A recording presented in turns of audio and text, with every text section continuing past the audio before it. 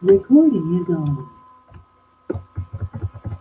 Ahora, ya sabemos esto, entonces nos vamos a lo que son los hidróxidos. También es un compuesto formado por tres moléculas, en este caso dos de ellas van a ser va a ser denominado la base o el hidróxido, lo que es el oxígeno y el hidrógeno.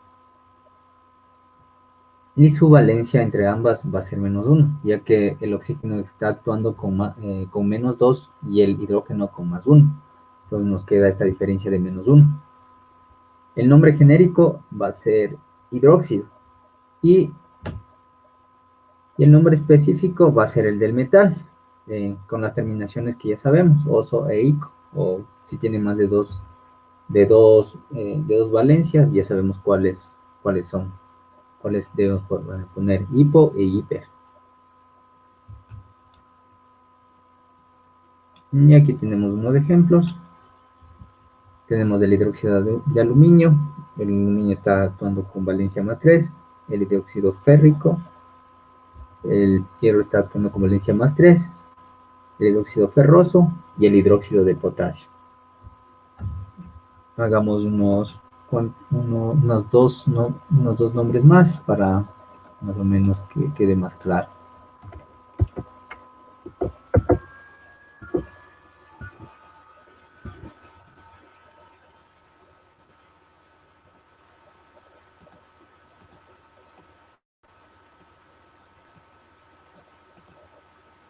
Entonces, por favor,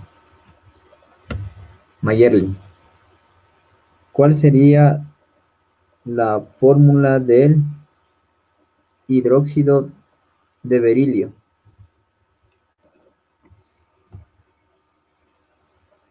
Mayerly, Lizzie, no se ve lo de la pantalla. ¿en cuál se quedó? O sea, no se ve, solo se ve ahí como una comp o algo así. Ya. Se me cortó. Ya me vuelvo a conectar.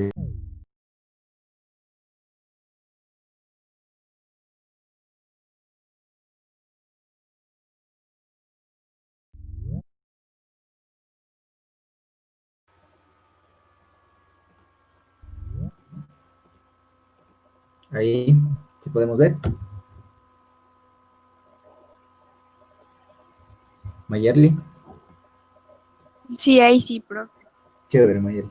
Entonces, más o menos con lo que te dije, entonces los hidróxidos se formarían un óxido más agua, sin embargo, una forma más fácil para simplificar la reacción, solo vamos a utilizar lo que es el radical OH. Esta va a ser denominada la base, va a tener un estado de oxidación de -1.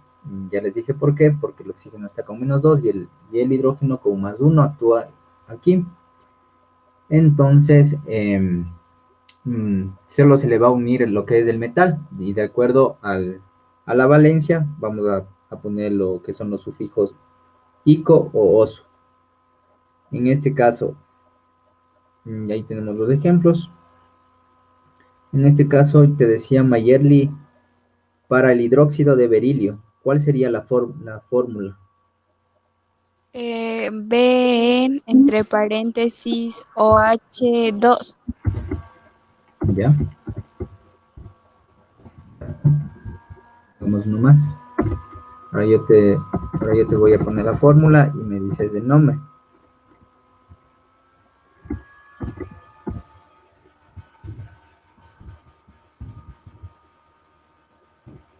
¿Cuál sería el nombre?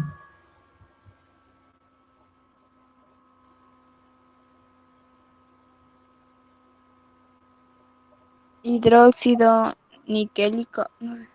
Exacto. Muchas gracias, Mayerly.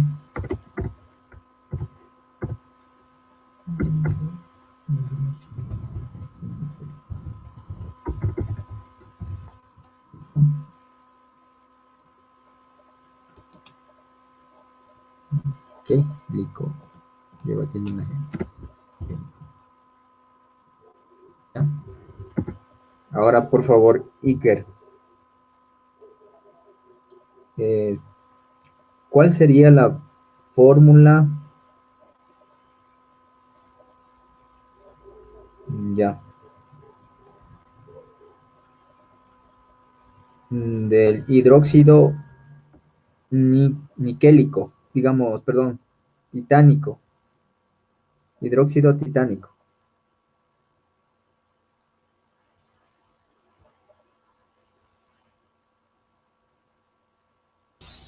Sí, profe, sería eh, TeOH. Mm, titanio es TI, TH es, ¿cómo se llamaba este? No, no recuerdo cómo se llama TH. Bueno, pero titanio es TI. TI, ¿qué más sería?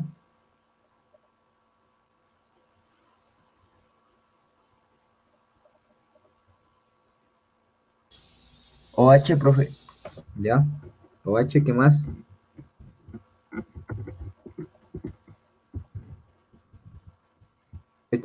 Titánico. Con 3. Listo. Ahora te, ahora te voy a poner el siguiente compuesto y me dices el nombre.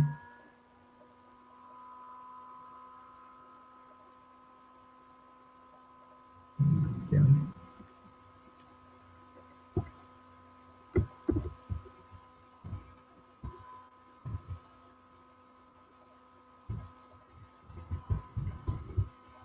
Listo. ¿Cuál sería el nombre? Sería hidróxido auroso. Eh, recordemos que sí, sí, pues, sería el nombre también.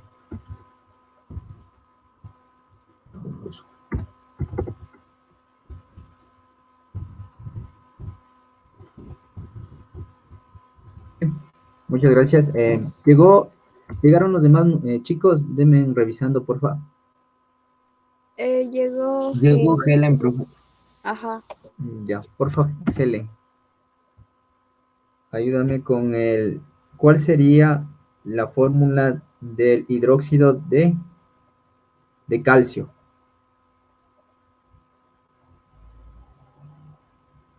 Por favor, ¿me ayudas, Mayerly, revisando lo que nos pone Helen ya?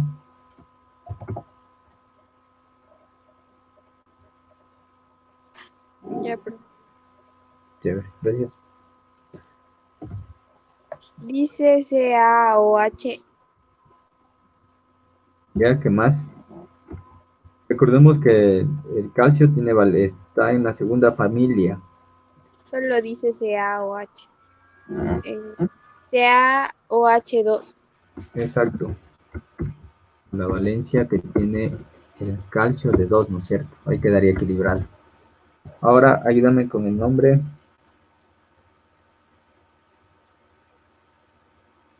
del siguiente. Así.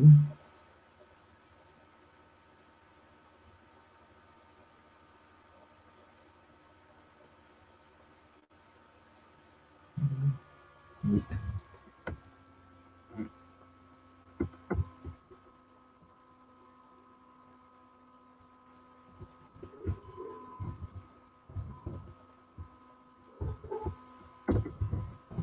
¿Cuál sería el nombre?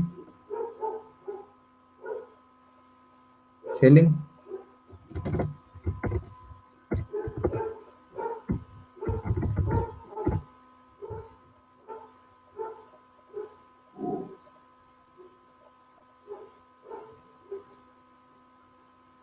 Hidróxido cruroso.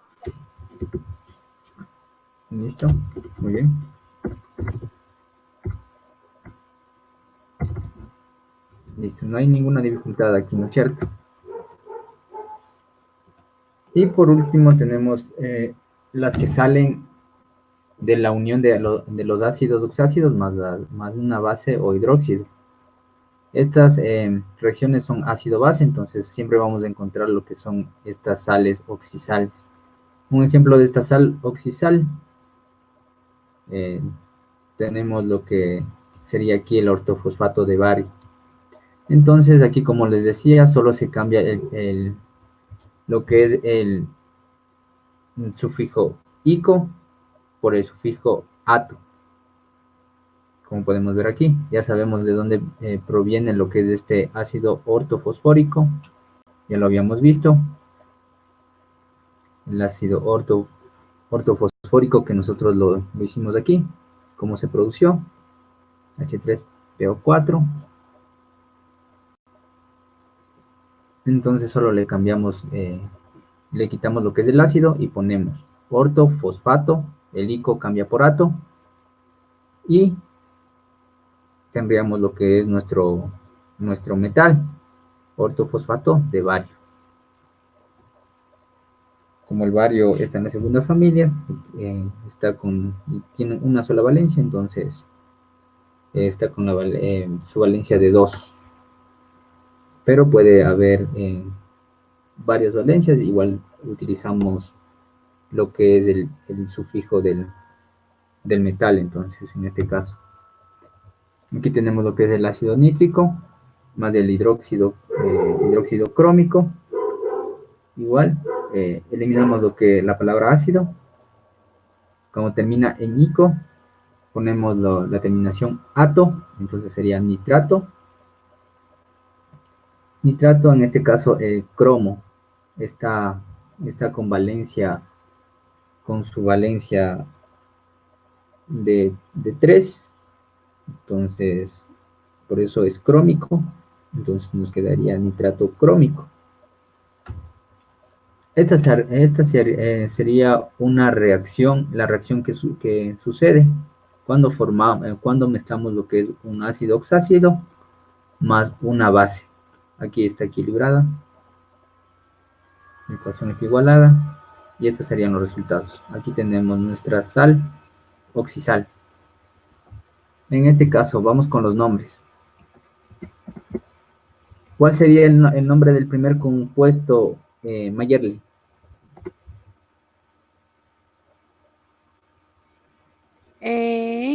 ¿De cuál dicen?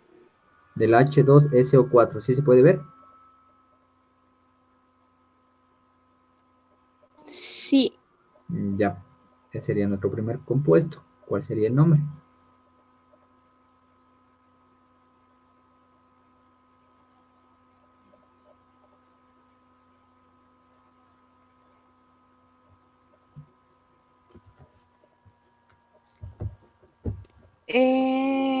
Es ácido sulfúrico.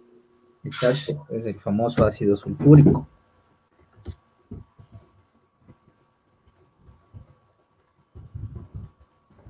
De la letra, me convence.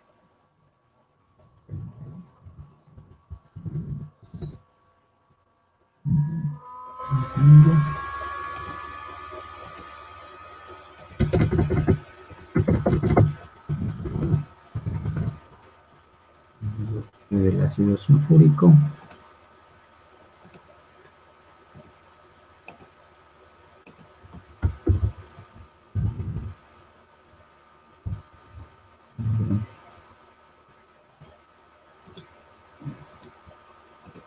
Ácido sulfúrico. ¿Cuál sería el nombre del siguiente, por favor, Iker?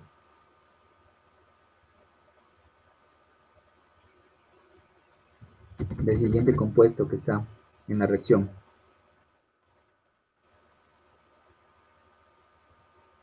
Sería hidróxido de nitrógeno. No, nitroso. Veamos que es Na, ¿no? El elemento.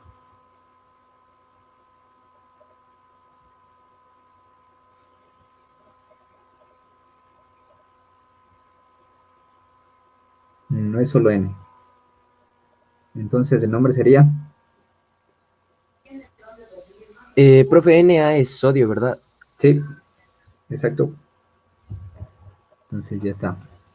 Entonces sería hidróxido de sodio. Sí, porque el sodio solo tiene una sola valencia. De 1. Listo.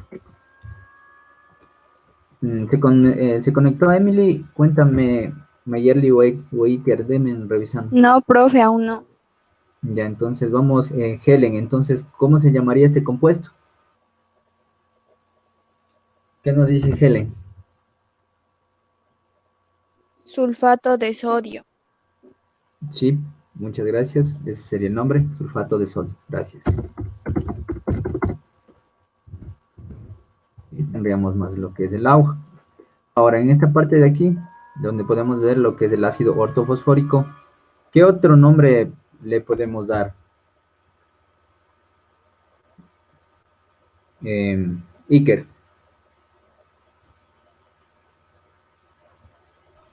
Disculpe, profe, ¿cuál compuesto? el ácido ortofosfórico. ¿Qué otro nombre tenía este ácido ortofosfórico? Solo ácido fosfórico, porque el orto creo que se omitía. Exacto. Entonces, aquí el nombre de la sal oxisal, ¿cuál sería? Sería solo fosfato de bario. Sí. Entonces, cuando tengamos lo que es SO4 o PO4, podemos solo ponerle sulfato o fosfato de el metal que estemos utilizando con la valencia respectiva. Entonces, así era que como resolvimos la pregunta de la otra vez, ¿te acuerdas, Iker? Entonces, es una forma más fácil de resolver esa pregunta de nomenclatura. Solo recordando lo que es el sulfato y el fosfato. Son sales oxisales cuando están unidas con un metal. Casi siempre se utilizan estos dos términos, lo que es el sulfato y el fosfato, porque son compuestos muy útiles industrialmente para la fabricación de fertilizantes y otros químicos.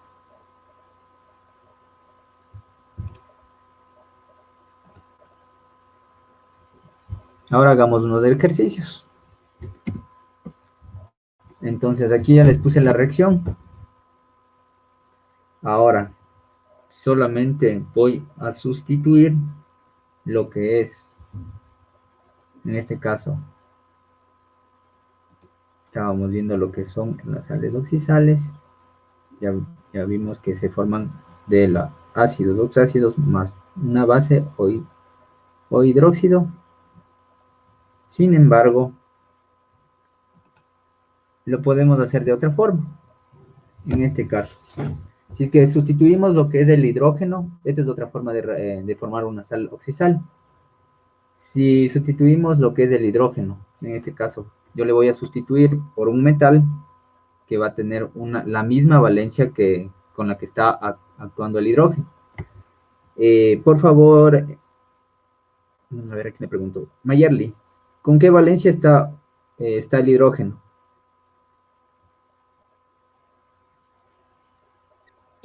Con uno, con dos. A ver, hagámosle. Oxígeno siempre menos 2, ¿verdad? Sí. Cloro, como las sales oxisales vienen de los anhídridos, el cloro siempre va a estar con valencia +1. Entonces tenemos -2 +1, -1, ¿verdad? Entonces el hidrógeno, ¿con qué valencia está aquí? Con -1. No. Para que se equilibre tendría que darme 0, entonces está con valencia 1. ¿Sí te ha entendido eso? Sí. Porque, porque el oxígeno está con -2. El oxígeno está con -2. El cloro está con +1. Entonces nos queda, juntando estos dos elementos, tenemos un estado de oxidación de -1. Sin embargo, los compuestos tienen que tener un estado de oxidación igual a 0. Entonces, el hidrógeno estaría con valencia +1, ¿cierto? Y ahí me daría 0. Entonces lo voy a sustituir por un Puedo sustituirle por cualquier metal, ese hidrógeno, siempre y cuando quede equilibrada la molécula. En este caso voy a sustituir el hidrógeno con un metal de igual valencia. Lo voy a hacer así.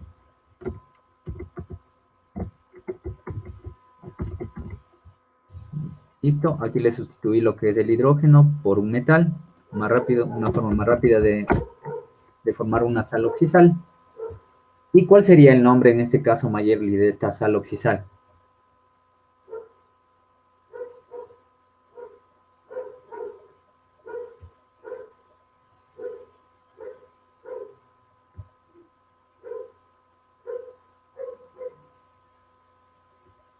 Mayerly. Sí, profe. Te preguntaba cuál sería entonces el nombre de esta sal oxisal. Eh,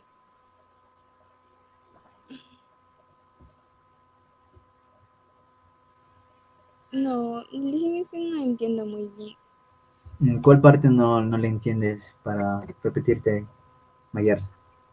O sea, lo del principio.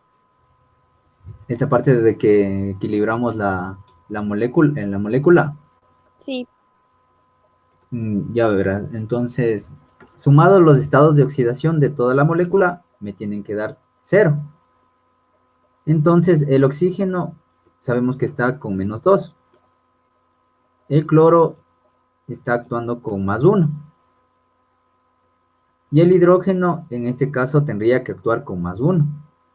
Entonces, +1 del hidrógeno, +1 del cloro, me da 2. -2 del oxígeno, me da 0. Esa es la regla para formar un compuesto. Ya, ahora, te decía que para formar una sal oxisal, podemos hacerlo más rápidamente, sustituyendo lo que es el hidrógeno. En este caso, de este compuesto que tenemos acá, de este ácido oxácido, le estoy sustituyendo lo que es el hidrógeno. Le estoy sustituyendo por lo que es el litio. En este caso, ¿cuál sería el nombre? Te pregunto, Mayer. es clorato de litio. Ya casi por ahí va. Pero te había dicho que cuando termina en oso, la terminación cambia por ito. Y cuando termina en ico, por ato. Entonces, ¿cómo quedaría? Clorato de Solo eliminas el ácido, ¿no es cierto? Porque aquí ya tenemos el nombre. Ácido, queda lo mismo, ácido hipocloro, cloro- hipoclor.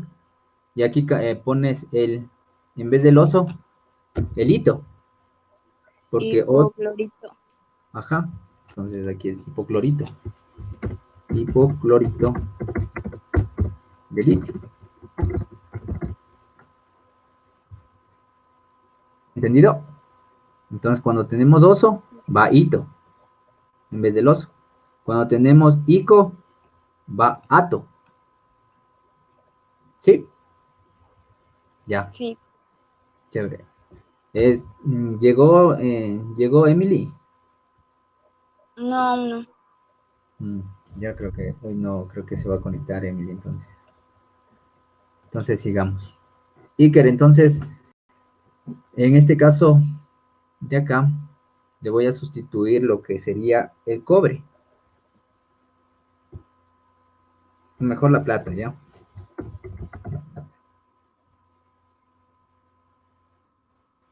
Tendríamos Cl.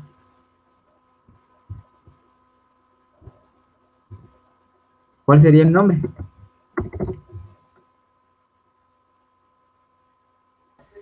¿Sería igual hipoclorito de plata? No. Ya aquí tenemos el nombre. Sí puedes ver Iker, del ácido. ¿Te acuerdas que le suprimíamos lo que es la palabra ácido? Y después solo le cambiamos el oso por hito. Entonces, ¿cuál sería el nombre? Sería clorito de plata. Exacto, ahí sí. Es sencillo, ¿no?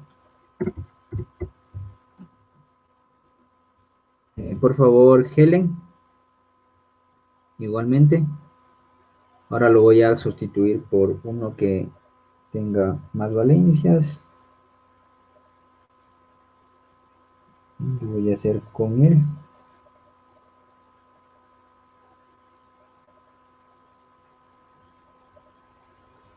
Ya, con el níquel. Entonces ahora voy a utilizar un metal con dos valencias. Entonces tengo el siguiente compuesto. Primero veamos cómo queda equilibrado. Aquí falta un número. Quiero que me ayudes con ese número, Helen. Y aquí también falta un número.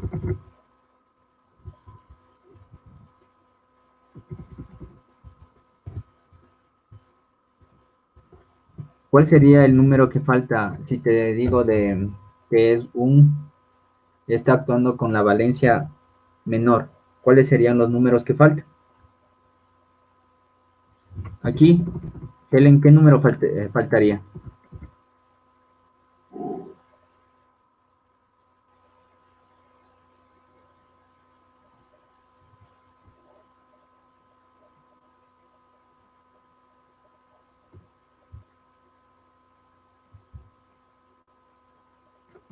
Perdón,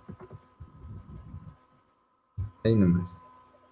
¿Qué número faltaría? Solo un número nomás, porque estoy utilizando con la menor valencia, está interviniendo el cobalto. ¿Cuál sería el número que falta? Dos. Listo, 2. Entonces ahí quedaría equilibrada la ecuación, ¿verdad? ¿Y cuál sería el nombre?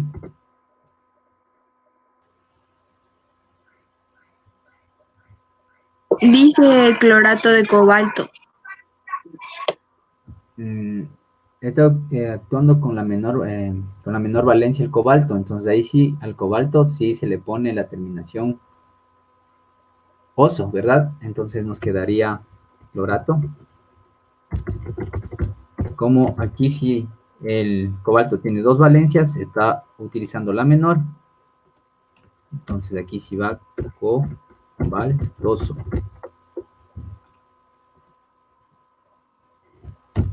¿Sí? ¿Sí está claro, Helen? ¿Por qué va cobaltoso? Porque el cobalto tiene dos valencias, ¿no es cierto? Ahora, ya te pongo el otro compuesto. Profe, una pregunta. ¿Sí? ¿Por qué al momento de, por ejemplo, en los dos primeros compuestos se pone clorito y en el tercero ya le pone clorato? No sé, eso no me queda claro. En los dos primeros le pongo hito. Eso te decía que cuando proviene de un ácido hipocloroso, esto es lo que dice, la terminación en oso se cambia por hito y la terminación en ico se cambia por ato. ¿Sí, Iker? Sí, profe, ya sé de dónde viene, gracias. Ya, de nada. Entonces, ¿cuál sería el nombre de este compuesto, Helen?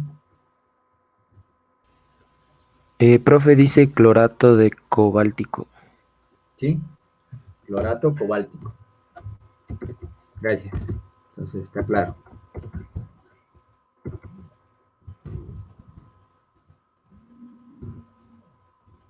Igual podemos hacer con este, sino que este ya tendría hagámosle nomás. Vamos, Mayerly, ayúdame con el siguiente compuesto que voy a poner. Igual utilicemos lo que es el litio. No, el sodio mejor. NaCl4. ¿Cuál sería el nombre? Mayerly.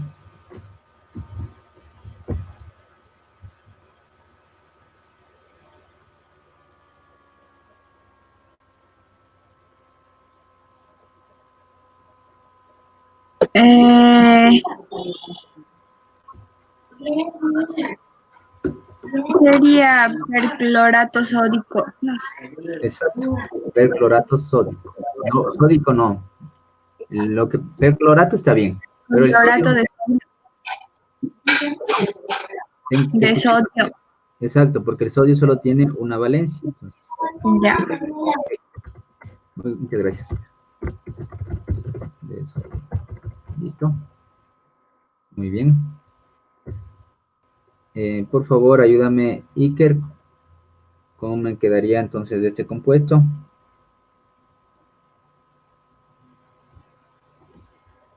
Muy bien.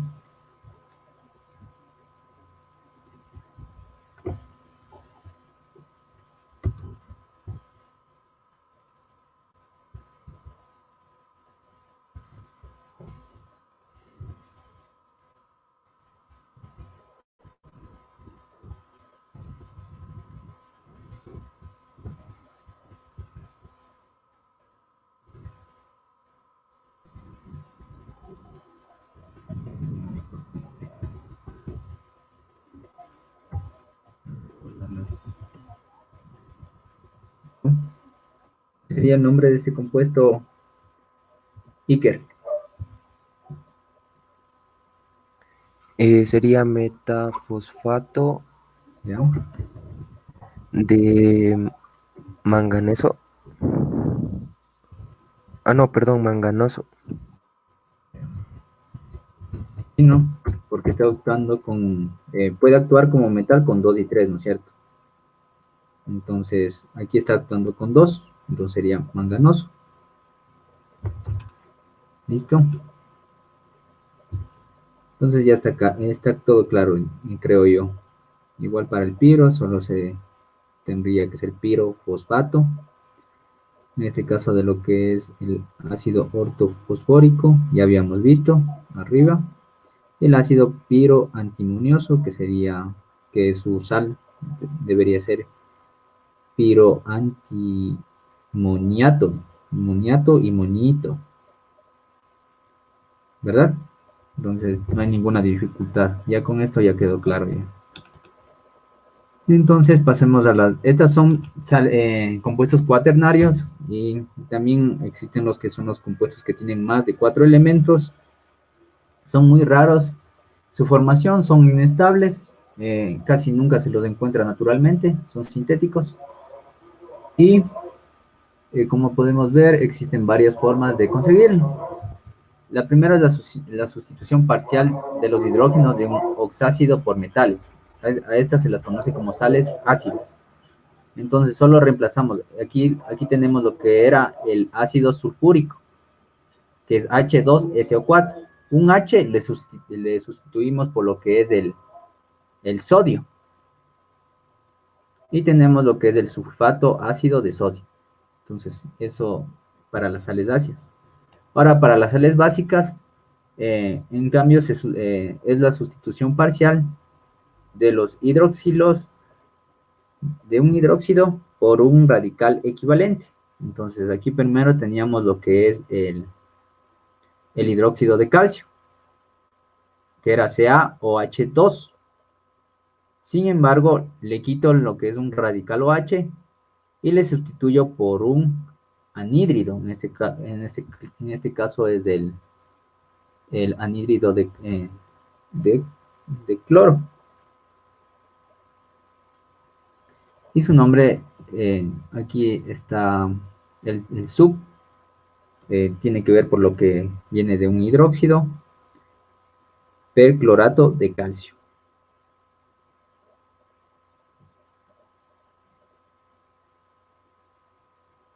Y así se forman lo que son estas sales, sin embargo no son de mucho interés. Ahora vamos a resolver unas cuantas preguntas, con eso terminaríamos la clase. Por favor, ayúdame Mayerly con esa pregunta.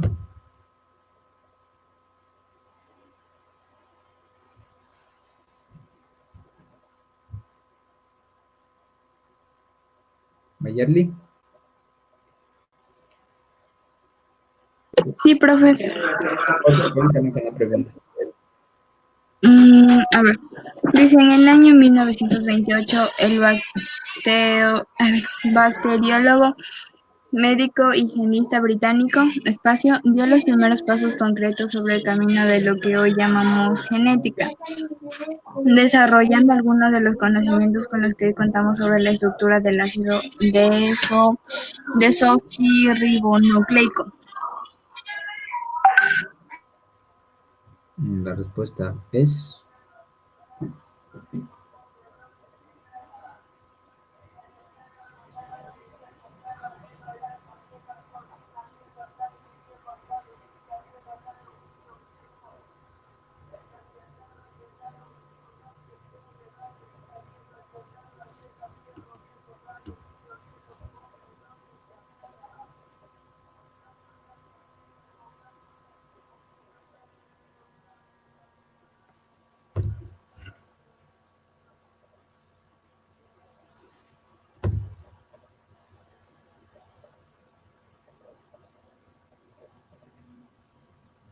Sería Frederick, bueno, la opción B.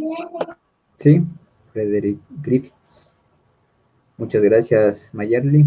Entonces, más o menos queda descartado que es Louis Pasteur, porque él es francés. Otto Hahn, porque desarrolló teorías de acuerdo Otto Hahn a los átomos, especialmente lo que es la fisión nuclear del uranio y del torio. Entonces, ayudó en lo que es la teoría atómica de fisión.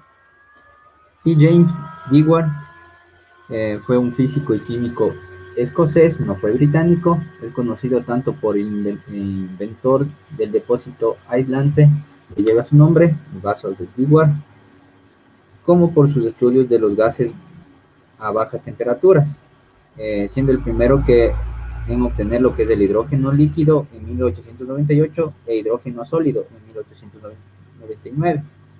En 1905 descubrió lo que es el carbón frío y que podía producir lo que es el vacío, que es una técnica muy utilizada en lo que es la experimentación de la física atómica. Entonces, Louis Pasteur no puede ser porque es francés, igual. Fue un químico, físico, matemático y bacteriólogo francés.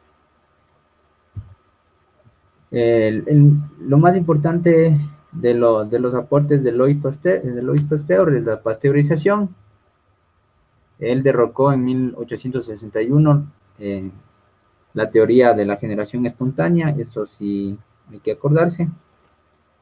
Y también por sus estudios en la microbiología y la creación de la vacuna, específicamente ante la vacuna de la rabia.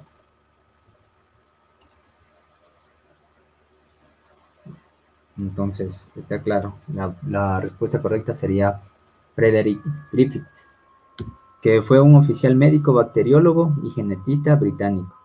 En 1928 hizo lo que es el experimento de Griffith, que lleva su nombre, donde descubrió el principio de transformación. Este principio de transformación, ya habíamos hablado, es un principio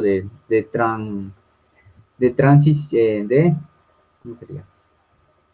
Es un principio de cómo las bacterias comparten su ADN. De acuerdo a la transformación, nos dice que una bacteria deja liberado su ADN y otra la recoge sin que haya ningún contacto. Entonces, desde este principio se comenzó a hablar de cómo se intercambia este material genético y se comenzó a hablar de lo que se denomina el ADN, el ácido desoxirribonucleico. Entonces, esa es la respuesta correcta. Gracias, Mayerly. Sigamos, por favor. Iker, ¿me ayudas con la pregunta?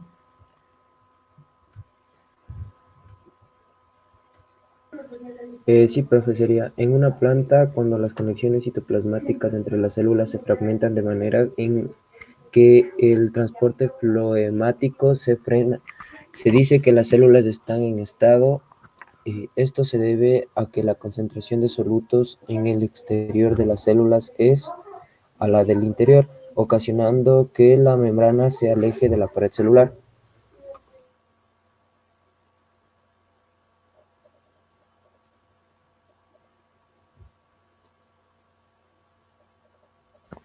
Creo que sería la última, profe. Recordemos que en la turgencia hablamos de un hinchazón de la célula debido a debido a la acumulación de agua. Entonces creo que sería la primera. ¿Sí? Entonces la contraria, la plasmólisis. En cambio, en la plasmólisis, la cantidad de soluto que hay en el exterior de la célula es debido a que, como aquí dice que el transporte floemático se frena, entonces no va a existir lo que es la cantidad de agua eh, deseada. Entonces disminuye la cantidad de agua. ¿Qué pasa en una solución? Se concentra el soluto, ¿no es cierto? Entonces va a haber una mayor cantidad de soluto. Y entonces al haber una mayor cantidad de soluto en la parte exterior, para equilibrarse, para que la solución se equilibre, entonces la presión osmótica de la parte interior de la célula va a ser menor.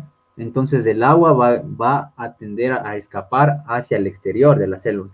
Entonces la célula se va a volver, la vacuola de la célula vegetal va a disminuir su tamaño y en sí toda la estructura de la célula va a disminuir su tamaño y va a alejarse de las paredes celulares. Vamos a ver un poco más. Entonces, este proceso en el cual se intercambia lo que es especialmente el agua del interior de la célula al exterior de la célula, se lo conoce como ósmosis. Y sucede debido a la membrana semipermeable que tienen todas las células. En este caso, la membrana semipermeable sería la membrana plasmática de la célula, ¿no es cierto? Y sabemos que este tipo de transporte de nutrientes, en este caso de agua, no necesita un gasto de energía. Se realiza a través de la presión osmótica, que ya la estamos hablando. Entonces podemos tener, la presión osmótica se refiere a la presión que habría que ejercer sobre la disolución para impedir el proceso de ósmosis, para impedir que circule el agua. Entonces, a una mayor presión osmótica va a haber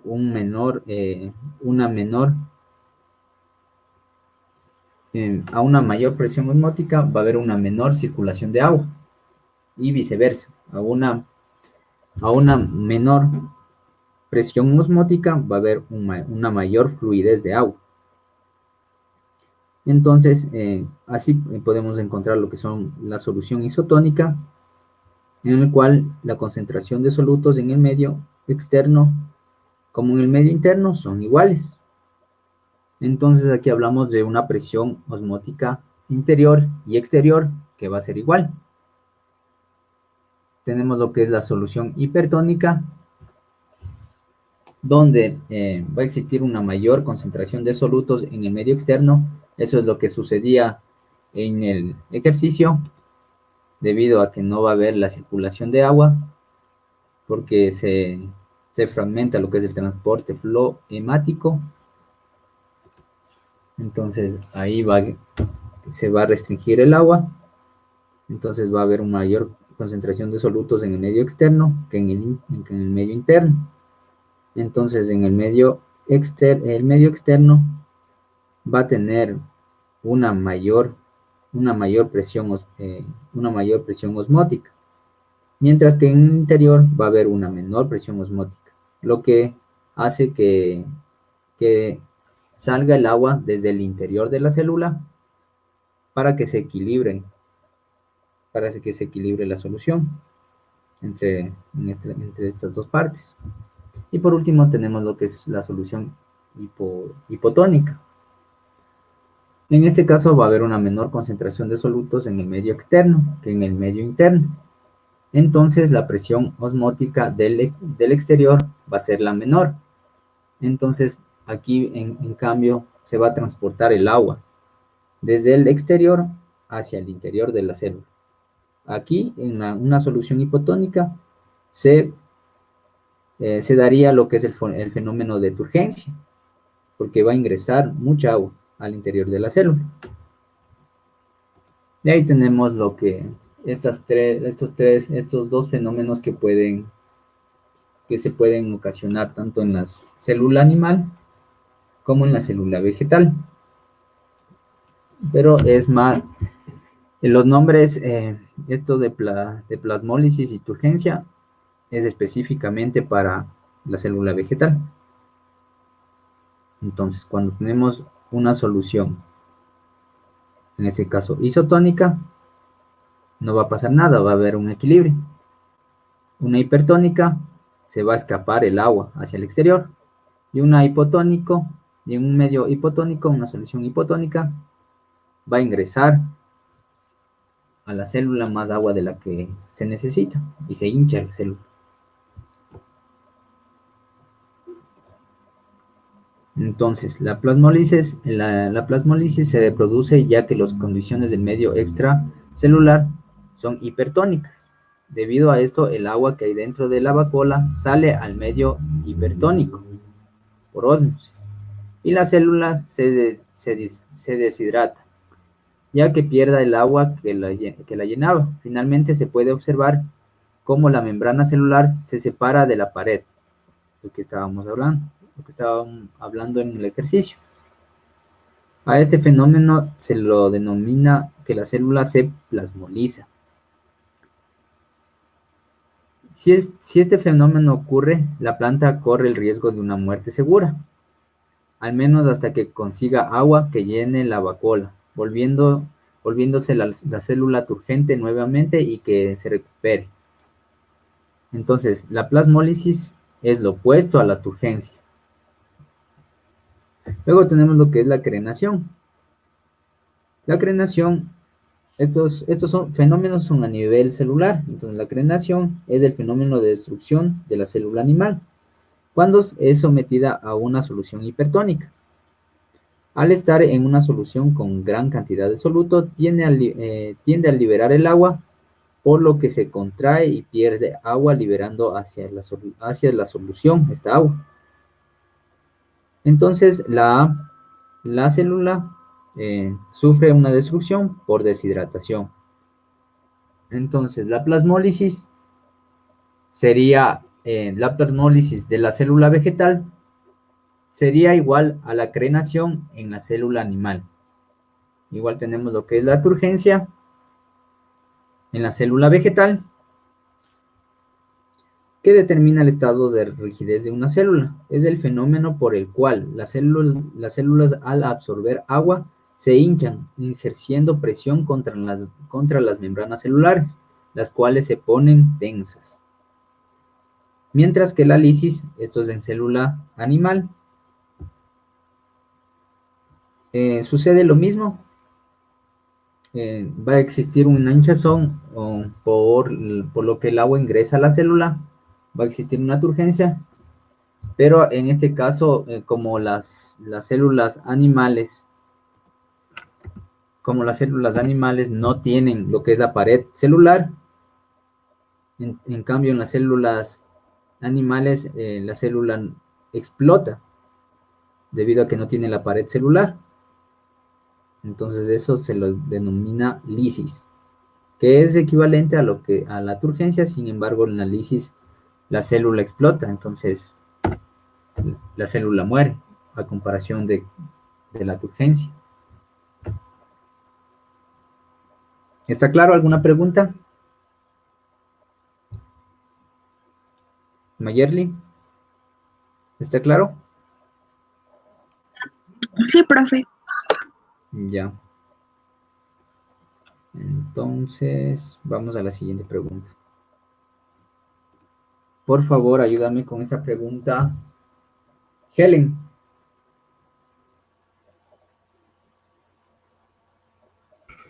Profe dice que es la C. Ya, listo. Gracias, Iker. Entonces, sí, la respuesta correcta es la C. Iker, ¿cuáles eran los compuestos saturados?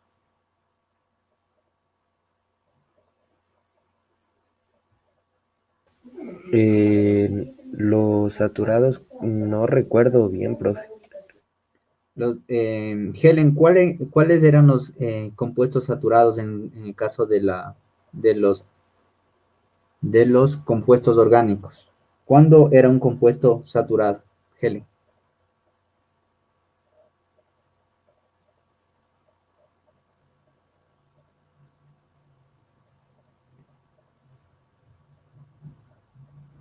¿Qué nos dice Helen?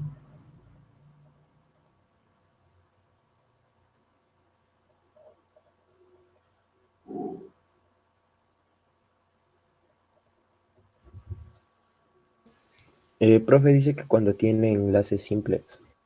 Exacto. Esa es la respuesta correcta. Entonces, cuando tenemos enlaces simples, el compuesto estará saturado. Entonces, el compuesto A está saturado. Entonces, no podría ser la primera.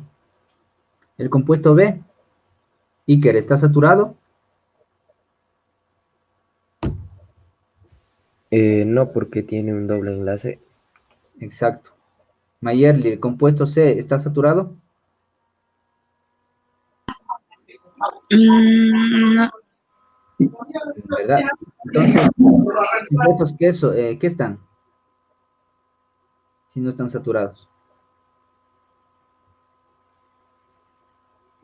Mayerly. Serían insaturados. Ya, exacto. Cuando tienen un enlace, ¿cuál es el nombre de los compuestos de carbono y hidrógeno con un solo enlace? ¿Cuál es el nombre, Iker, en general, de los compuestos constituidos con carbono e hidrógeno con un solo enlace? Con un enlace simple. Profe, ahorita mismo se me escapa el nombre, pero sí sabía, no recuerdo bien. Ya. Mayerly,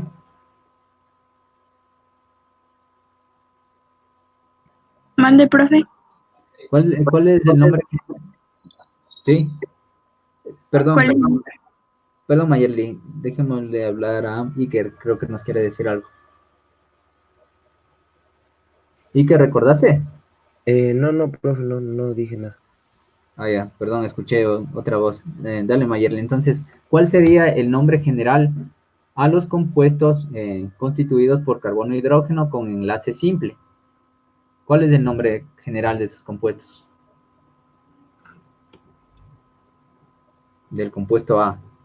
Puede haber más carbonos, ¿no?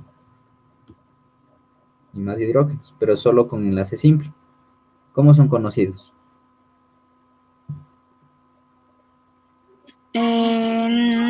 No sé, profe. Ya, cuando tienen un solo enlace carbono-carbono, se los denomina alcanos. ¿Sí? ¿Ya recordaron?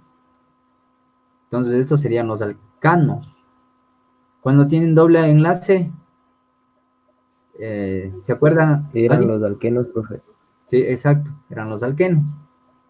Y por último, los que tienen triple enlace se los denomina los alquinos. Entonces tenemos los alcanos, perdón, los alquenos y los alquinos. En este caso, ¿cuál sería el nombre del compuesto A, Iker?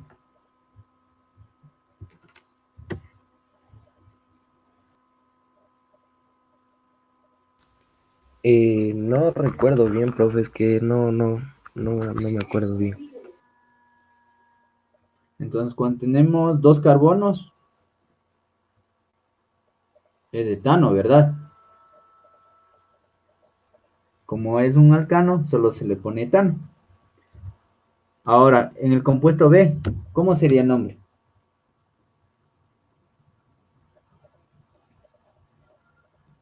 Mayerly, ¿me ayudas con este?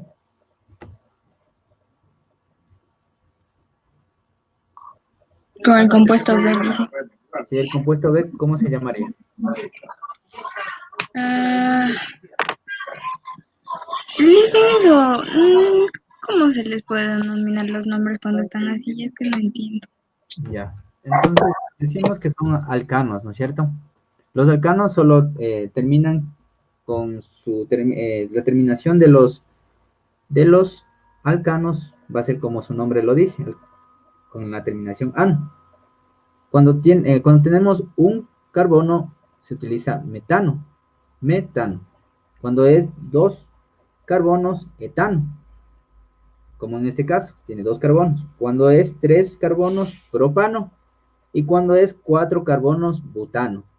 Después, pasados los cuatro carbonos, utilizamos lo que es el pentano, el hexano y así sucesivamente, según cuántos carbonos tenga. Entonces es más fácil, pasado lo que es los cuatro carbonos. Entonces tendríamos con cinco carbonos, ¿cuál sería el nombre, Mayerly? Ya lo dije. Pentano, Ya con ocho, octano. listo. En cambio, los alquenos, como su nombre mismo lo dice, la terminación va a ser en en. En este caso, el compuesto B está constituido por dos carbonos. ¿Cuál sería el nombre entonces, Mayer? Profe, y una pregunta, al momento de tener estos como el compuesto agua así, no existe lo que es metil y esas cosas, ¿verdad? No, cuando ya el metil ya es como un radical, suponiendo que esta sea cuando tienes esto de metil, es cuando tienes una cadena muy larga. Y para nombrarla vas a tomar primero lo que es la cadena principal. La cadena principal va a ser la cadena más larga. Ahora, las otras que son, las otras ramificaciones van a ser lo que tú dices, estos radicales alquilos, alqueno o alquino, son radicales también. Pueden ser radicales. ¿Sí está entendido Pero, eso? profe, sí, pero por ejemplo, si es que tengo, o sea, tengo ahí varias H's de hidrógenos, ¿cómo no? ¿Eso se nombra o no se nombra? No, aquí no se nombran los hidrógenos, se nombran todo lo que son los carbonos. En el caso de que el hidrógeno en el caso de que el hidrógeno esté acompañado, ¿te acuerdas que sabía estar acompañado con el O o H? Ahí sí ya se cambia la nomenclatura, ya sería un alcohol. Entonces, siempre que veas el H solita, no se nombra. Cuando está con el OH, ahí sí se nombra. Cambia el nombre.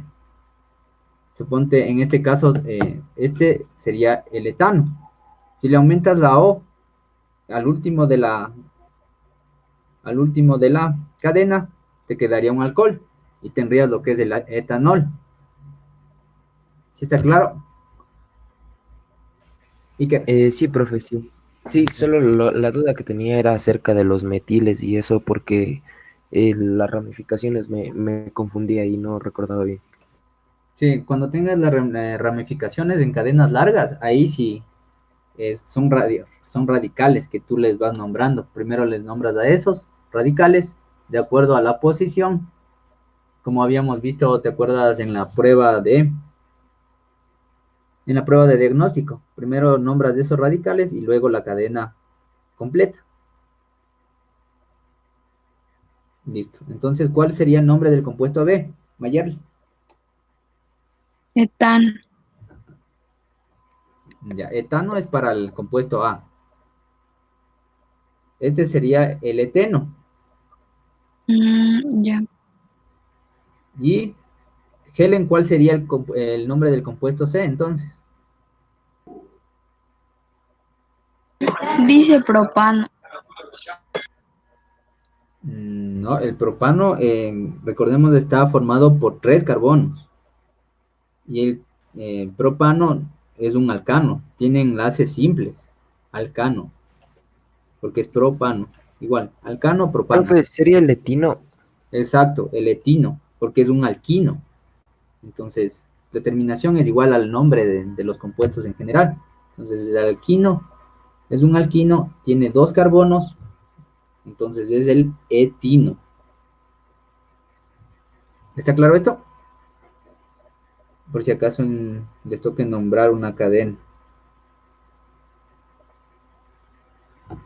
Entonces la respuesta correcta en este caso sería el compuesto B, es un hidrocarburo insaturado porque tiene doble enlace. Tanto el B como el C son insaturados, que presenta un doble enlace, como lo podemos ver en la gráfica. Listo. ¿Alguna duda en cuanto a alcanos, alquenos y alquinos? Mayerly, ¿está claro o no cómo se nombra? Sí, profe.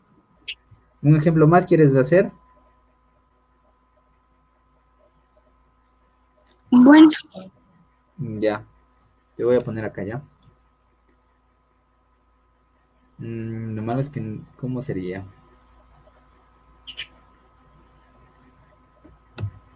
Ya. Solo con un H lo voy a hacer porque no sé cómo poner los otros. No fácil.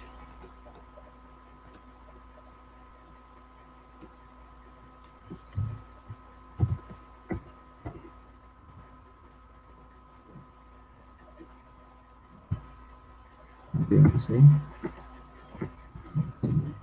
Voy a omitir lo que son los hidrógenos, porque no sé cómo ponerles igual como está en la cadena, me demoraría mucho. Entonces, ¿cuál sería el nombre de este compuesto? Estaría igualito a lo que es el compuesto A.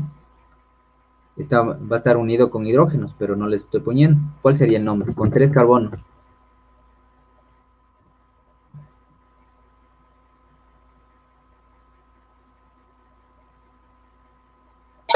propano.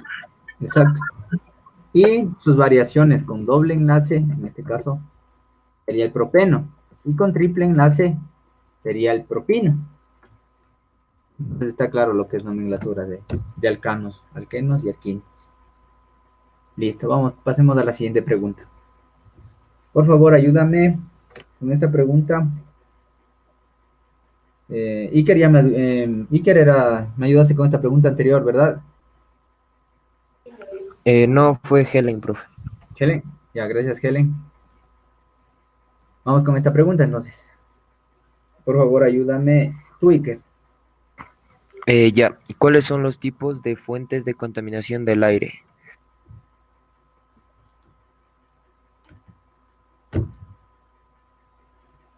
Creo que serían naturales y artificiales. Las artificiales le decimos como que son creadas por el hombre, ¿verdad?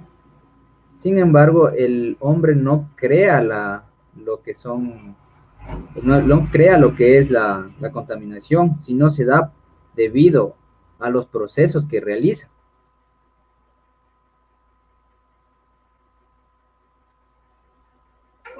Entonces sería humanas y tecnológicas. Exacto, no tecnológicas, naturales y humanas. Esa sería la clasificación. Naturales, la podemos observar en lo que son las erupciones volcánicas. Hay se emana una gran cantidad de lo que son los óxidos de azufre. Se emana lo que es el CO2 y partículas, el material particulado. Entonces es contaminación, se contamina el aire debido a estos procesos eruptivos. También se puede generar en lo que es la descomposición de la materia orgánica. Ustedes saben que se forma también lo que es CO2, o en lo que, conocemos como lo que es cuando sucede un incendio natural. Y las humanas estamos relacionando, como te dije, Iker, a todas las actividades de los seres humanos. Tanto sea todas las actividades como la generación de los productos industrialmente, la movilización, también estamos generando lo que es el CO2, los óxidos de nitrógeno, los óxidos de azufre, lo que son a nivel industrial, ya lo dije, en esas dos serían las más importantes. las actividades humanas que generan contaminación del aire. Entonces la respuesta correcta sería la última. ¿Está claro, Iker?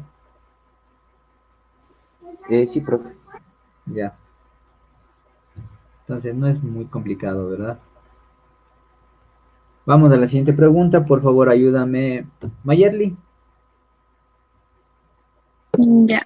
Dice, complete el texto. Es importante entender cómo la energía se encuentra en constante transformación en diversas actividades del quehacer diario. Así, por ejemplo, en el cuarto de baño de una habitación, la cisterna del inodoro almacena agua con una energía, la cual se transforma en energía al momento de realizar la descarga del inodoro. Listen, de la anterior pregunta, ¿cuál era la respuesta? No escuché. ¿No escuchaste? Decía que era la última, naturales y humanas. Naturales, como erupciones volcánicas, incendios naturales, descomposición natural de la materia, que nos produce gases o material particulado. Y las humanas se derivan de todas las actividades humanas, sean industriales, movilización, etcétera. ¿Sí, Mayor? Sí, profe. Entonces sería la última. Ya. ¿Y en esta cuál sería la respuesta correcta? Es la B, potencial y cinética. Sí, muy bien. Potencial porque se encuentra retenida el agua, ¿verdad? En lo que es la caja del inodoro. Está retenida a una cierta altura. Entonces, como recordamos, la energía potencial es igual a masa por gravedad y altura. Entonces, está a una altura, está retenida el agua y va a actuar sobre esta agua lo que es la gravedad.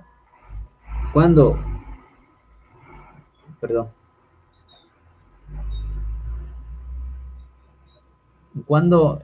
entonces, primero tenemos lo que es la energía potencial del agua retenida a cierta altura. Cuando dejamos correr esta agua, actúa lo que es la gravedad y le da el movimiento, esta cinética del agua. Y el agua entonces comienza a fluir. Y esto conlleva lo que es la descarga del inodoro. Muchas gracias, Emily. Perdón, Mayerly. Emily se conectó. No, profe, me dijo que está enferma. Profe, una pregunta, ¿cuál es la energía cinética? ¿Cómo, o sea, en qué, cómo se almacena y cómo, o sea, cómo funciona, se podría decir? La energía cinética es la energía de los cuerpos que están en movimiento. Esa sería la energía cinética. La energía potencial es la energía que se encuentra retenida debido a que actúan varios, en este caso actuaría el parámetro que es la gravedad. Sin embargo, no tiene movimiento, está retenido esta energía, es estática. Mientras que la energía cinética tiene movimiento. Un hombre corriendo sería energía cinética. Entonces va a tener una velocidad. También lo podemos realizar el reconocimiento debido a la fórmula. La energía cinética es un medio de masa por velocidad de cuadrado. Entonces el objeto, solo los objetos que estén en movimiento tienen esta energía cinética. Por eso el agua que está estática, se encuentra en la caja a una cierta altura, va a tener energía potencial. Sin embargo, cuando el agua ya comienza a correr, va a tener lo que se denomina la energía cinética, porque ya va a haber un movimiento de esta agua. ¿Está claro, Iker? Sí, profe, y profe, la energía potencial era masa por gravedad y por altura, ¿verdad? Sí, sí, esa es la fórmula para la energía potencial. Ya, profe, gracias. Ya de nada. Vamos a la siguiente pregunta, por favor, Helen, ¿me ayudas con Dice la D. la D, Polo Norte? Bueno, primero necesitamos saber lo que es la fuerza gravitacional. Eso todavía no hemos visto, pero más o menos quería ver si la reconocía. Primero vamos a ver cuál es el punto entonces más alto, según el texto. Mayerly. Exacto, el Chimborazo sería el punto más alto, a nivel del globo terráqueo, pero porque hay diferentes tipos de niveles para medir lo que es la altura. Entonces, en este caso, sería el volcán Chimborazo, con 6.384.4 kilómetros. Entonces, ese sería el mayor, ¿verdad? ¿Está claro, Mayerly?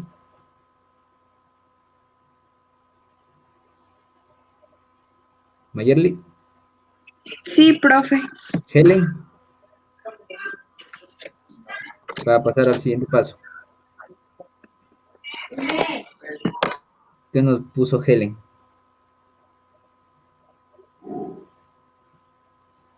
Bueno, Sí, sumamos que pues. puso ya.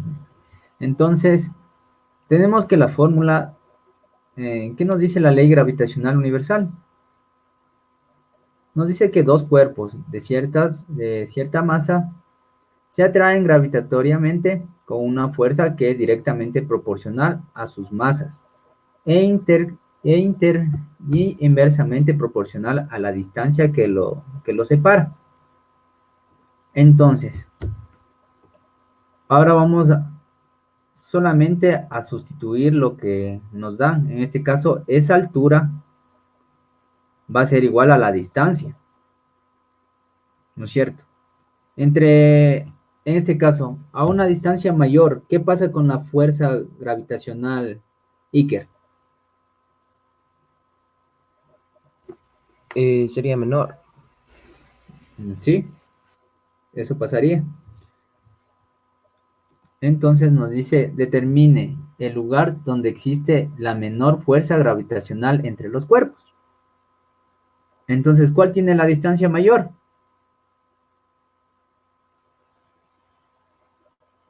Sería el Chimborazo. Exacto, la distancia mayor, si sustituiríamos este 6.384 kilómetros, nuestra fuerza gravitacional sería menor a las demás, a los demás puntos. Entonces la respuesta correcta sería la C, Chimborazo. ¿Está claro, Mayerly, Helen? Sí, profe. Listo, muchas gracias. Helen, ¿qué nos dice Helen?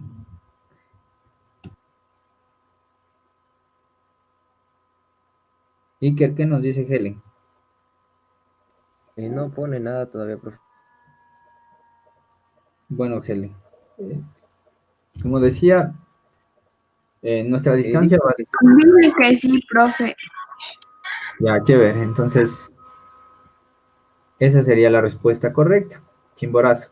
Aquí también podemos ver que nos dice eh, que las personas tienen la misma masa.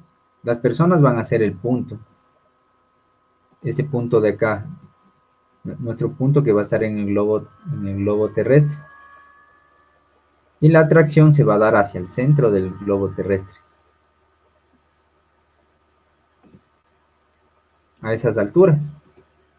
Entonces, ya habíamos visto que si sustituimos lo que es la distancia, entre mayor sea la distancia, la fuerza gravitacional va a ser menor, porque es inversamente proporcional. Entonces, por eso la respuesta sería la C, el Chimborazo, que tiene una distancia mayor que los demás puntos donde están las otras personas. Listo, gracias. Por favor, anotarás en lo que es la fuerza de la gravitacional, por si acaso tengamos después más ejercicios. Profe, pero en el ejercicio anterior no se puede calcular con la fórmula porque no tenemos masas, ¿verdad? No solo lo hacemos como un reemplazo más o menos O sea, solo analógico con el concepto, ¿verdad? con el concepto, exacto. Sería solo una revisión analógica. ¿Qué pasa si es que aumento la distancia? ¿Qué pasa si es que la distancia es mayor? Igual las masas son las mismas, entonces las masas no van a tener relevancia, ni la constante de gravitación, porque la constante es un número fijo. Tanto la constante como las masas son fijas. Las distancias va a ser la que va a variar. O sea, profe, entre mayor distancia, menor fuerza de gravitación existe. Claro, porque está dividiendo, en este caso, la distancia en la fórmula. Solo es un análisis de la fórmula nomás, con las distancias que tenemos. Ahora, si nos dieran las masas de las personas, ahí sí tendríamos que calcular, hacer los cálculos. ¿Está claro? Ya, profe. Sí, gracias. Por favor, ¿dónde me quedé? ¿Quién me ayudó con esa pregunta? Helen, ¿no? Sí, Helen era. Por favor, ayúdame con esta pregunta, Mayerly. A ver, dice, con base en la información determina el tiempo de vuelo en segundos que se demora la pelota de golf en llegar nuevamente al suelo. Considera el módulo de aceleración de la gravedad.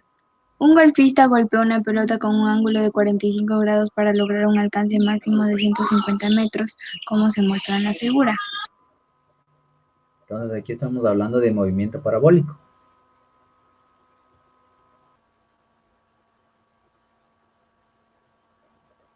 Iker, ¿me escuchaste la pregunta? Sí, profe. ¿Cuál es la característica del movimiento parabólico? Que su velocidad es constante. La velocidad en el eje X es constante, ¿verdad? Pero la característica específica es que se mueve en dos ejes, tanto en el eje horizontal como en el eje vertical. Esa es la característica del movimiento parabólico. ¿Y cómo vamos, Mayerly?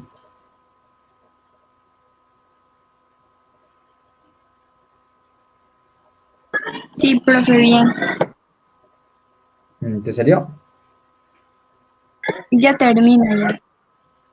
¿Sí conoces las fórmulas o te pongo las fórmulas? No, sí las conozco. Bueno, por si acaso te pongo las fórmulas, ¿ya? Porfa, ahí copien las fórmulas también, si es que alguien no conoce las fórmulas del movimiento parabólico. Profe, me salió raíz de 30. Sí, esa es la respuesta. Muchas gracias, Mayerle. Raíz de 30 es la respuesta. ¿Cómo le hiciste? Le hice, a ver,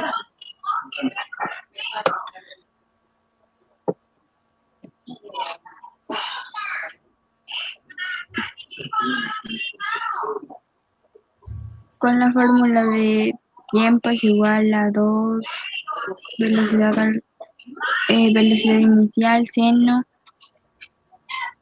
ángulo, el ángulo teta sobre la gravedad. Ya. Y de ahí ya le igualé la fórmula, también igualé las expresiones, despejando t. Ya. Entonces utilizaste en la fórmula de posición de la partícula x es igual a la velocidad inicial por coseno de teta por t y la fórmula de tiempo de vuelo es igual a dos velocidades iniciales seno de teta sobre gravedad. Entonces, igualaste estas dos ecuaciones y Sí, obtuviste, para simplificar lo que sería la velocidad inicial, que no nos dan como dato, ¿verdad? ajá. Ya, es una forma de hacerla también. Que nosotros podemos utilizar cualquier forma que veamos la más fácil para, para que nos acomodemos de mejor manera nosotros. Yo le realicé de la siguiente forma. Utilicé lo que es el tiempo de vuelo y el alcance horizontal, en cambio yo. Porque como vemos tenemos primero lo que es la velocidad, necesitamos lo que es la velocidad inicial. Entonces yo pasé primero a buscar lo que era la velocidad inicial, porque lo que ya tenía era la gravedad y la distancia que nos daba de 150 metros. Tenemos los datos, la gravedad, la distancia y el ángulo de 45 grados. Paso a calcular lo que es la velocidad inicial y me da 1500 metros sobre segundos. Y después paso a calcular lo que es el tiempo de vuelo, que sería lo que nos está preguntando. Sustituyendo primero de esta ecuación de la distancia, despejo lo que sería, lo que necesito, la velocidad inicial, que sería igual a la raíz cuadrada de la gravedad que está pasando, que está aquí dividiendo, pasa a multiplicar, el seno de 2 teta pasa a dividir. Entonces nos quedaría de la distancia por la gravedad dividido para el seno de 2 teta, como está elevado al cuadrado, raíz. Y reemplazamos los datos. Tenemos 150, 10, 1500. El seno de 90 siempre es 1. Tenemos que recordarnos esos, lo que son el seno de el seno y el coseno de los ángulos más generales, como son el de 30, el de 60, el de 45, el de 90, el de 0 y el de 180. Esos podemos memorizarnos para no estar utilizando la calculadora en este caso, ya que, como vemos, las respuestas nos van a dar en raíces. Y la calculadora a veces, depende cómo la tengamos configurada, nos va a dar la respuesta en decimales. Entonces, por eso tenemos que saber a qué equivalen lo que son los ángulos. Tenemos lo que aquí me salió una velocidad inicial de 1500, raíz de 1500 metros sobre segundo. Estos 1500 lo voy a ahora sí sustituir en lo que es el tiempo de vuelo.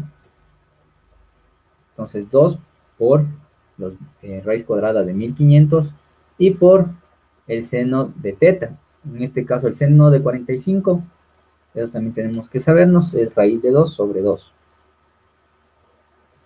Y simplemente tendríamos este 2 se simplifica con este 2 de acá abajo. Entonces nos quedaría 1500 por raíz de 2. El 1500 es igual a la raíz de 100 por la raíz de 15. Y simplemente la raíz de 100 es 10. Se simplifica con lo que es el 10 de abajo. Entonces este con este se van. Y me quedaría la raíz de 15 por la raíz de 2. Entonces saldría igual a la raíz de 30 segundos. En segundos. ¿Cuál sería otra forma de hacerlo? Sería la forma como lo hizo en Mayerly. Otra forma un poco más fácil sería de aquí mismo.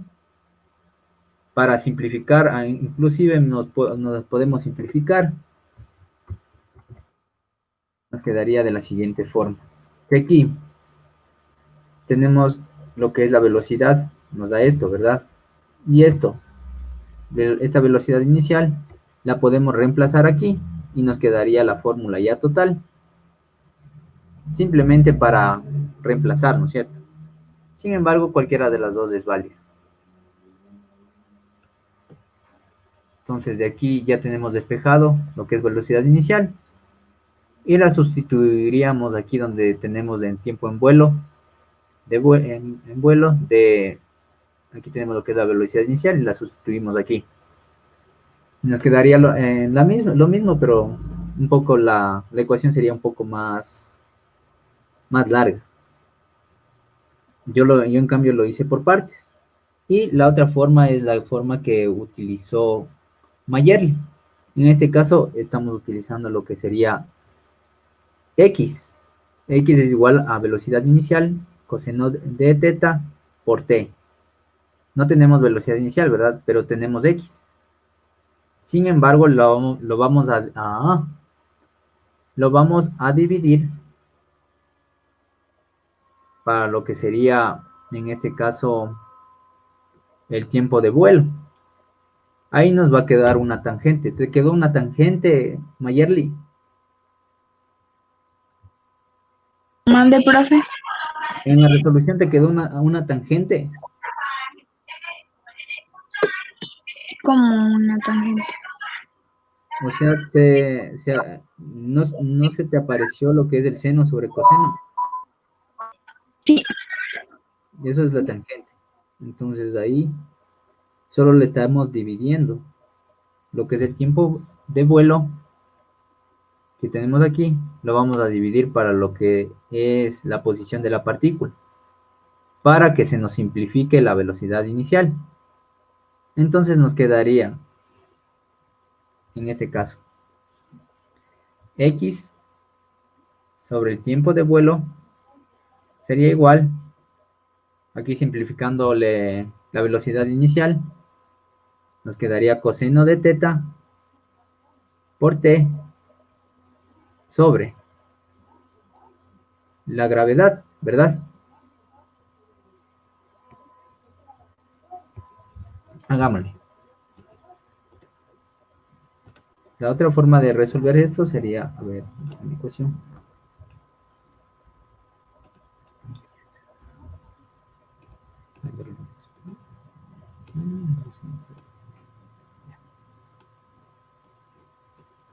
Entonces tendríamos lo siguiente. Voy a tomar esta ecuación que es de x igual a la velocidad inicial por coseno de t, de teta por t. Y esta es lo que nos dice tiempo de vuelo. Para que el tiempo de vuelo nos quede arriba, hagámosle al revés. El tiempo de vuelo va a ser el numerador y el tiempo y la posición de la partícula en x va a ser el denominador. Entonces tb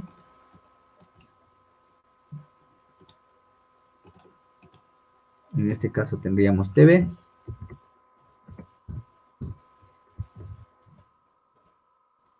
¿se ve? Un poquito más acá, más grande, más rápido. tb le voy a dividir para lo que es x, que sería mi d.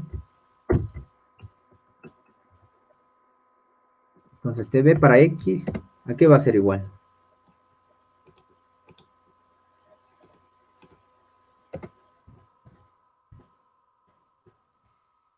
Ser igual a 2, la velocidad inicial,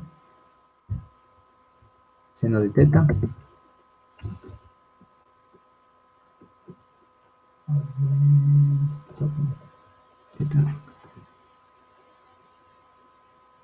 sobre la gravedad. Sobre la gravedad, ¿no es cierto? La gravedad, listo. Sin embargo, le estoy dividiendo también para lo que es velocidad inicial, para x. Ahora sustituimos lo que es x. Velocidad inicial, coseno de teta,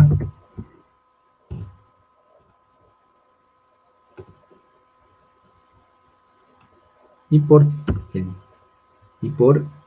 el tiempo. ¿Podemos ver? Entonces, realizando esta operación,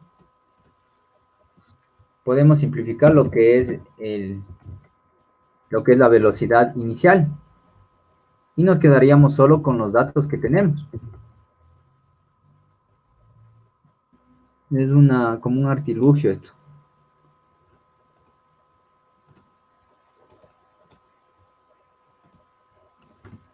Entonces nos quedaría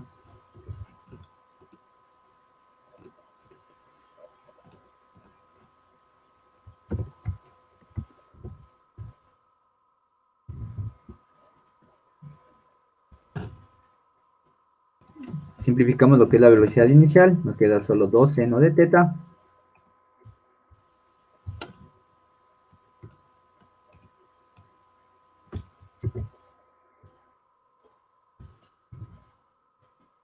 aquí abajo nos quedaría solo la gravedad y el coseno de teta.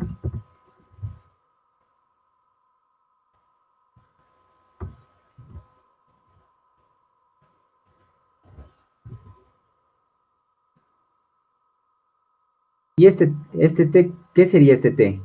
Sería el mismo tiempo de vuelo, ¿verdad? Porque estos tiempos van a ser los mismos debido a que x, su último punto va a ser en los 150 metros. Entonces t, el tiempo de vuelo, y t, en este caso, van a ser iguales. Entonces pasa al otro lado a multiplicar. T al cuadrado nos quedaría aquí.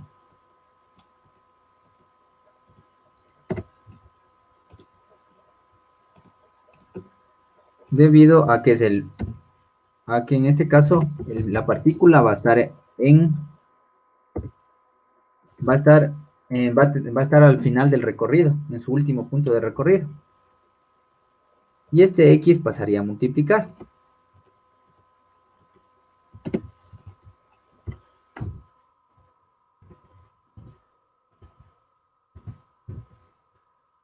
Este X sería nuestro 150.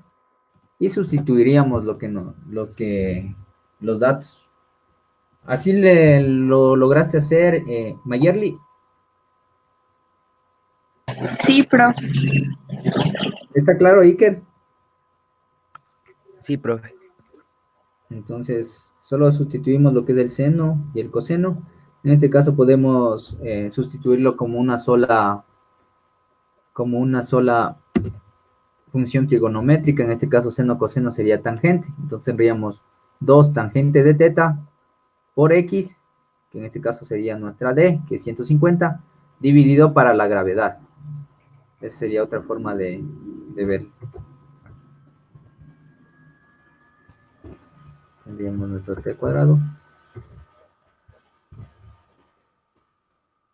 ¿Cuál es la tangente de...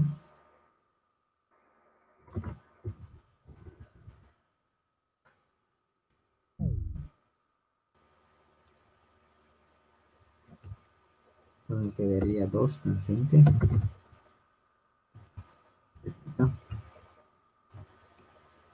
¿Cuál es la tangente de 45, Ike?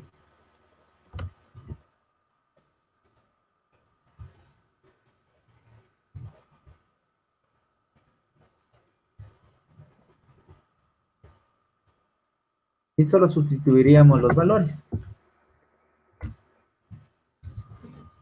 ¿Cuál es la tangente de 45, Ike?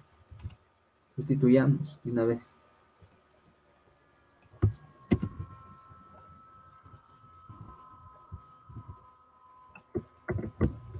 Iker. ¿Está Iker? Sí, profe. ¿Cuál es la tangente de 45?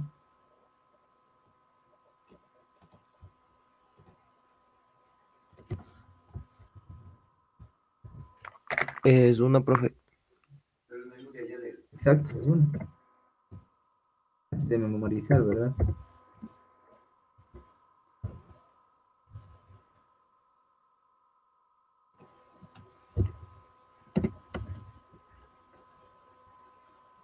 Sobre la gravedad, que son 10. Voy a omitir lo que son las unidades, ¿ya? Para hacerlo más rápido. Y por la distancia, que son 150. 150 por 2 son 300, ¿verdad? Dividido para 10 es igual a 30. La raíz cuadrada de t. Entonces tenemos que sacar raíz cuadrada a los dos lados y me quedaría que t es igual. ¿Listo?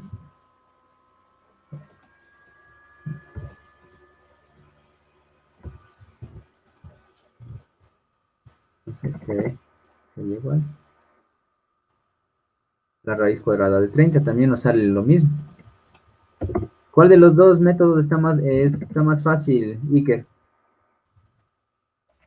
El de la resolución de la siguiente diapositiva, esa, profe. ¿Y esa qué te pareció? También está...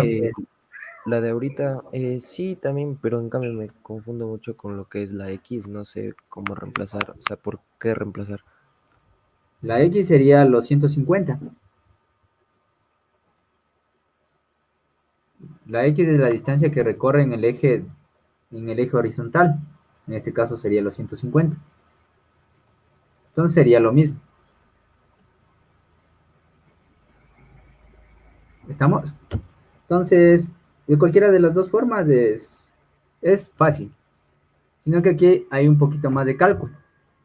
Sin embargo, acá tendríamos que escoger las dos ecuaciones que tengan la misma variable para simplificar. Entonces tendríamos que saber con cuál debemos dividir para obtener los datos, para obtener los datos que tenemos para encontrar nuestro incógnito, que en este caso sería el tiempo. Entonces ahí están las dos resoluciones. ¿Alguna pregunta, Helen? ¿Está claro, Helen? Ya no está Helen. Helen. Entonces, tú, Mayerly, ¿Cuál de las dos te pareció más fácil? La que hizo ahorita. Sí, ¿verdad? Sí, a mí Ujú. me parece más fácil, debido a que nos ahorramos, hacemos un solo cálculo, no tenemos que hacer dos. Sin embargo, lo principal aquí es saber cuál con cuál vamos a dividir para obtener solo para obtener y reemplazar solo los datos que tenemos. Entonces, eso sí también hay que tener mucho ojo para saber cuál de las dos ecuaciones de coger y dividir. Entonces, ahí tienen que estar pilas. O si no, podemos hacer de esta forma. Es simplemente reemplazar los datos y seguir buscando lo que nos hace falta. Aquí, para nuestro tiempo de vuelo, necesitábamos lo que era la velocidad inicial. Entonces, vemos en las fórmulas o recordamos las fórmulas donde están todos los datos y podemos obtener lo que es la velocidad inicial. Entonces, está en el alcance horizontal, porque tenemos la distancia, tenemos la gravedad y tenemos el ángulo. Sacamos la velocidad inicial. Ya una vez obtenida la velocidad inicial, solo simplemente reemplazamos en lo que sería la fórmula original. Entonces cualquiera de las dos es válida. Por favor, ayúdame con esta pregunta. Entonces, dale tú, Iker.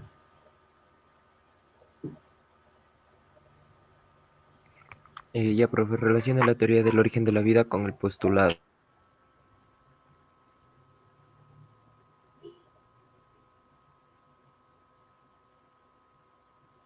Esto es de las primeras clases, ¿verdad? Para recordar. Sería la primera, profe. Sí, efectivamente sería la primera. No hay mucho que agregar. Quimiosintética, recordemos que el principal autor es Oparin.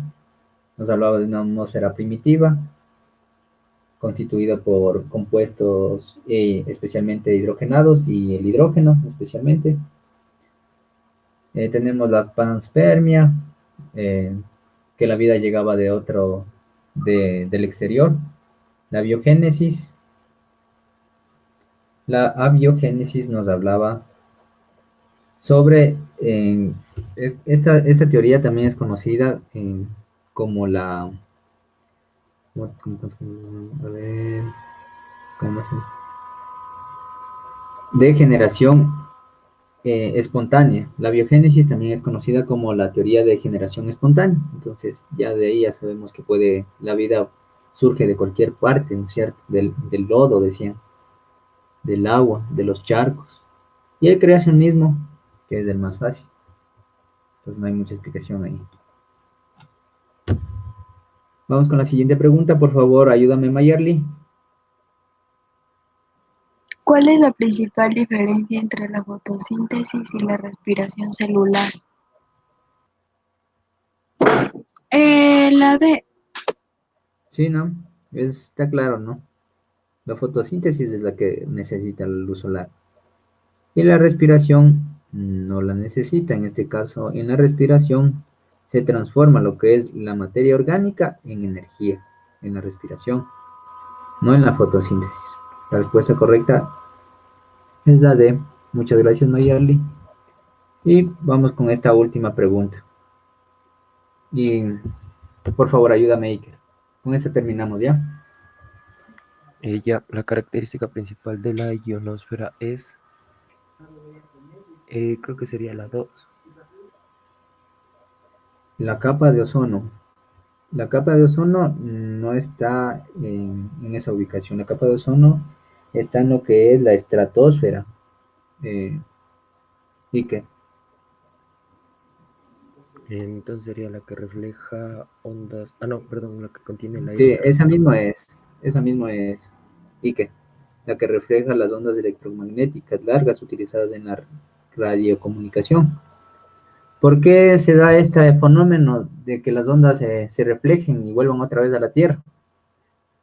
Se dan debido a que, como su nombre lo dice, en la ionosfera, conocido también como termósfera, existen iones libres, se encuentra ionizada, se encuentra una gran cantidad de de energía en esta parte de aquí, que crea lo que es un campo, encierra un campo magnético. Este campo magnético hace que las ondas no choquen, una parte de la onda se quede en una capa y la otra rebote hacia la Tierra. Entonces esa es la respuesta correcta. La respuesta correcta sería la C, refleja las ondas electromagnéticas largas utilizadas en lo que es la radiocomunicación. Sin embargo, también en lo que es la ionosfera se producen lo que son las auroras boreales. Sin embargo, no es una característica principal. Siempre cuando escuchemos características principales, vamos a relacionarlo con la utilidad que tiene hacia las ventajas o la utilidad que nosotros los seres humanos damos a estos objetos, a estos componentes del ambiente que nos rodea. Entonces, por eso, debido a esto, la característica principal sería la de reflejar las ondas electromagnéticas, porque tiene una utilización para nosotros. En cambio, se producen las auroras boreales. Es lindo verlas, pero no tienen ninguna utilidad. Entonces, por eso sería la principal. Aquí podemos observar. Si podemos observar las flechas que están en amarillo, esas serían las ondas que son reflejadas. Aquí donde tenemos lo que dice termósfera, es el mismo nombre que se le da a la ionosfera. Termósfera porque estos iones que están cargados hacen que esta capa de la atmósfera adquiera una temperatura muy excesiva. Está al borde en lo que es la termopausa, que es la línea que divide la termósfera con la exósfera, en esta parte de aquí. Puede alcanzar temperaturas de hasta 1500 grados centígrados. Entonces es muy caliente esta capa atmosférica. ¿Alguna pregunta? Iker, ¿quedó claro? Sí. Ya. Entonces también se forman lo que son las auroras boreales aquí en lo que es la termósfera. Sin embargo, no tiene ninguna utilidad para nosotros, para los seres humanos. Entonces, por eso no le toma como la característica principal. Listo. Y eso sería todo por hoy. Muchas gracias, Mayerly. Muchas gracias, Iker. Gracias también, ¿Pasen profe. bien? No hay de qué. Gracias, profe. Hasta luego. Pasa bien, Iker. Hasta luego.